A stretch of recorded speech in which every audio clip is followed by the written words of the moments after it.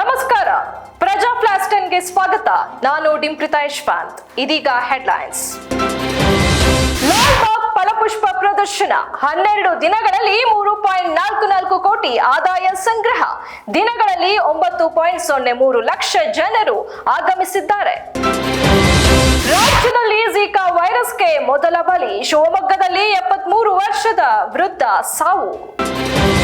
ಹಠ ಮಾಡಿ ಸ್ವಲ್ಪ ಕಾಲ ಅಧಿಕಾರಕ್ಕೆ ಅಂಟಿಕೊಳ್ಳಬಹುದು, ಆದರೆ ಸಿದ್ದರಾಮಯ್ಯ ಅವಧಿ ಪೂರ್ಣಗೊಳಿಸುವುದಿಲ್ಲ. ಛಲವಾದಿ ನಾರಾಯಣಸ್ವಾಮಿ ಹೇಳಿಕೆ. ಮಂಗಳೂರು ಹಿಂಸೆಗೆ ತಿರುಗಿದ ಕಾಂಗ್ರೆಸ್ ಪ್ರತಿಭಟನೆ. ಬಸ್ಗೆ ಕಲ್ಲು ತೂರಾಟ, ಮಹಿಳೆ ಕಣ್ಣಿಗೆ ಗಾಯ. ಕೋಲ್ಕತ್ತಾ ವೈದ್ಯೆ ಅತ್ಯಾಚಾರ ಕೊಲೆ ಪ್ರಕರಣ. ಆರೋಪಿ ಸಂಜಯ್ ರಾಯ್ಗೆ ಮಾನಸಿಕ ಪರೀಕ್ಷೆ ಆರಂಭಿಸಿದ ಸಿಬಿಐ. ಜಮ್ಮು ಕಾಶ್ಮೀರ ವಿಧಾನಸಭಾ ಚುನಾವಣೆಗೆ ಎನ್ಸಿ ಪ್ರಣಾಳಿಕೆ ಬಿಡುಗಡೆ. ಆರ್ಟಿಕಲ್ 370 ಮರುಸ್ಥಾಪನೆ ಸೇರಿ 12 ಗ್ಯಾರಂಟಿ ಘೋಷಣೆ.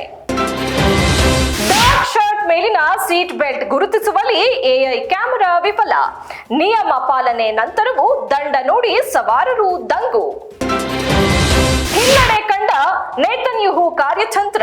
ದುಬಾರಿಯಾದೀತೆ ಕದನ ವಿರಾಮ ವಿಳಂಬದ ತಂತ್ರ. ಮಹಾರಾಜ ಟಿ20 ಟ್ರೋಫಿ. ಐಪಿಎಲ್ ಮಾಲೀಕರ ಚಿತ್ತ ಕಥ ಆರ್ ಸ್ಮರಣ್. ಮೈಸೂರು ವಿರುದ್ಧ ಆರ್ಭಟ. ಕನ್ನಡ ಚಿತ್ರರಂಗಕ್ಕೆ ಅದರದ್ದೇ ಆದ ಇತಿಹಾಸವಿದೆ. ಸೋಲುವುದೇ ಗೆಲ್ಲುವುದಕ್ಕೋಸ್ಕರ. ಇತ್ತೀಚೆಗೆ ನಡೆದ ಪೆಪ್ಪೆ ಚಿತ್ರದ ಟ್ರೈಲರ್ ಬಿಡುಗಡೆ ಕಾರ್ಯಕ್ರಮದಲ್ಲಿ ಚಿತ್ರರಂಗಕ್ಕೆ ಬರುವ ಹೊಸಬರಿಗೆ ನಟ ಕಿಚ್ಚ ಸುದೀಪ್ ಅವರು ಕಿವಿಮಾತು ಹೇಳಿದ್ದಾರೆ. ಇದಾಗಿತ್ತು ಇವತ್ತಿನ ಪ್ರಮುಖ ಸುದ್ದಿ. ಮತ್ತಷ್ಟು ಸುದ್ದಿಗಳಿಗಾಗಿ ನೋಡ್ತಾ ಇರಿ ಪ್ರಜಾಧ್ವನಿ ಟಿವಿ.